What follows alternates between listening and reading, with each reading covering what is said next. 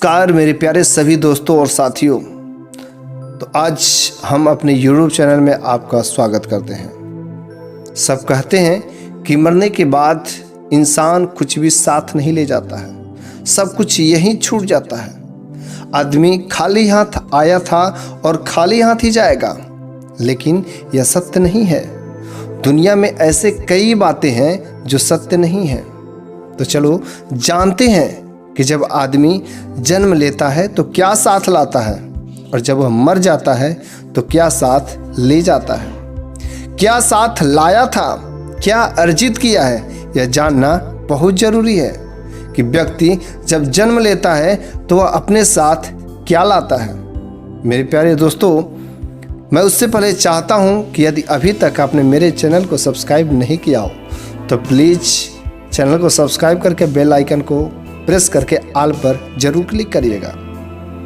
तो चलो दोस्तों, हम लोग जानते हैं कि जब व्यक्ति जन्म लेता है तो वह अपने साथ 3 चीजें लाता है। पहला संचित कर्म, दूसरा स्मृति, तीसरा जागृति, और चौथा एक और चीज लाता है जो होता है एक सूक्ष्म शरीर। तो चलो हम लोग एक एक करके इसे जानते हैं। पहला नंबर, संचित कर्म क्या है। हिंदू दर्शन के अनुसार मृत्यु के समय मात्र यह भौतिक शरीर या देह ही नष्ट होती है, जबकि सूक्ष्म शरीर जन्म जन्मांतर से आत्मा के साथ संयुक्त रहता है। यह सूक्ष्म शरीर ही जन्म जन्मांतरों के शुभ अशुभ संस्कारों का वाहक होता है। संस्कार अर्थात हमने जो भी अच्छे व बुरे कर्म किए हैं वे सभी, और हमारी आदतें, ये सभी हमारे पूर्व जन्म से ही नहीं आते, अपितु माता पिता के संस्कार भी और वीर के माध्यम से सूक्ष्म शरीर में प्रविष्ट होते हैं, जिससे मनुष्य का व्यक्तित्व इन दोनों से ही प्रभावित होता है। बालक की गर्भधारण की परिस्थिति भी इन पर प्रभाव डालती है। एक कर्म संस्कार ही प्रत्येक जन्म में संग्रहित होते चले जाते हैं, जिससे अच्छे बुरे कर्मों का विशाल भंडार बनता जाता है। इसे ही संचित कर्म कहते हैं। अब जब व्यक्ति मरता है तो इन्हीं संचित कर्मों में इस जन्म के कर्म भी एकत्रित करके ले जाता है।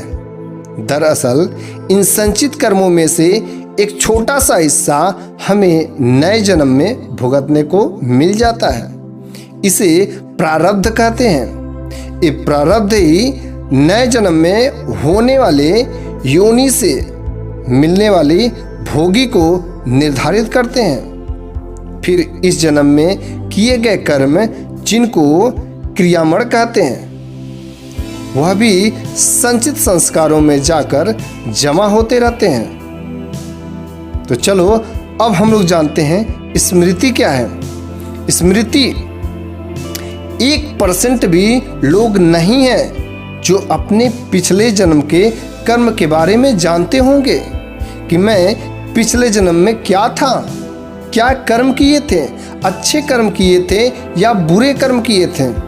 लेकिन प्रत्येक व्यक्ति के पास कुछ पिछले जन्म की स्मृतियां संग्रहित जरूर रहती हैं, जो मेमोरी से कभी भी समाप्त नहीं होती हैं। भगवान श्री कृष्ण गीता में अर्जुन से कहते हैं कि हे अर्जुन, तुम अपने पिछले और अगले जन्म की कुछ याद नहीं है, लेकिन मुझे अपने लाखों जन्मों की स्मृति है। लाखों वर्ष पूर्व तू भी था और मैं भी था।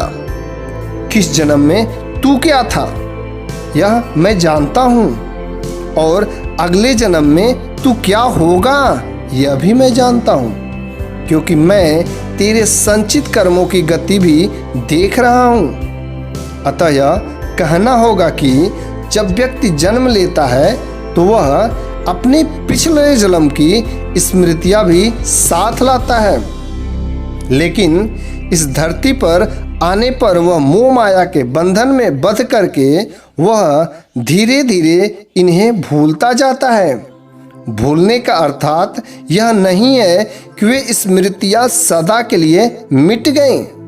वे अभी भी आपके हार्ड डिस्क में है, लेकिन वह रैम से हट गई है, डिस्क में कहीं सुरक्षित रखी गई है।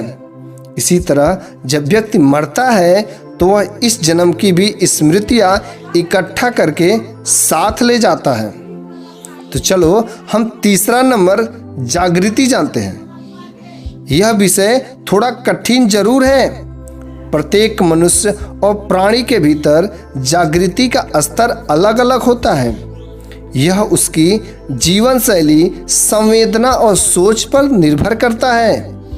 उदाहरण के लिए हम समझ सकते हैं कि एक कुत्ता मनुष्य से कम जागृति है।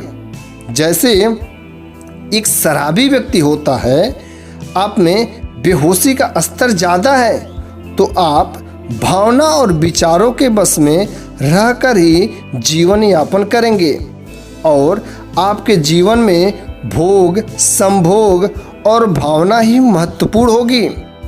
आप इसे ऐसे समझो कि आप में और पशुओं में क्या खास अंतर है।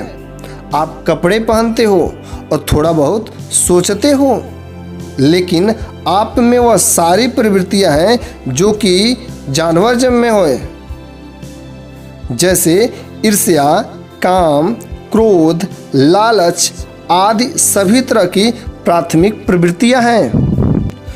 प्राणियों को प्राणी इसलिए कहते हैं कि वह प्राण के स्तर पर ही जीता है और प्राण के स्तर पर ही मर जाता है। उनमें मन ज्यादा सक्रिय नहीं रहता है। मनुष्य में मन ज्यादा सक्रिय रहता है, इसलिए वे मन की भावना और विचारों में ज्यादा रमते हैं। वे मानसिक हैं। मन से ऊपर उठने से जागृति शुरू होती है। जागृति की प्रथम स्टेज बुद्धि, द्वितीय स्टेज विवेक और तृतीय स्टेज आत्मावान होने में है।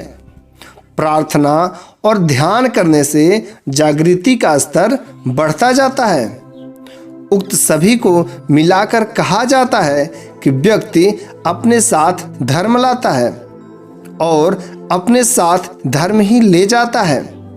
शास्त्र लिखते हैं कि मृत्यु होने पर उसके सगे संबंधी भी कुछ समय बाद ही उसके शरीर से मोह या भावना छोड़ देते हैं और अंतिम संस्कार करके अपने अपने घर चले जाते हैं। किंतु इस समय मात्र धर्म ही एक ऐसा साथी होता है कि जो उसके साथ आता है और जाता है। तो दोस्तों, हमने आज इस वीडियो में बताया कि जब आदमी जन्म लेता है तो अपने साथ क्या लाता है और क्या ले जाता है। दोस्तों, यदि वीडियो अच्छी लगी हो, मेरे द्वारा कही गई बातें आपके मन में थोड़ा सी भी बुद्धि बढ़ाई हो, तो प्लीज़ इस वीडियो को लाइक ज़रूर करिएगा।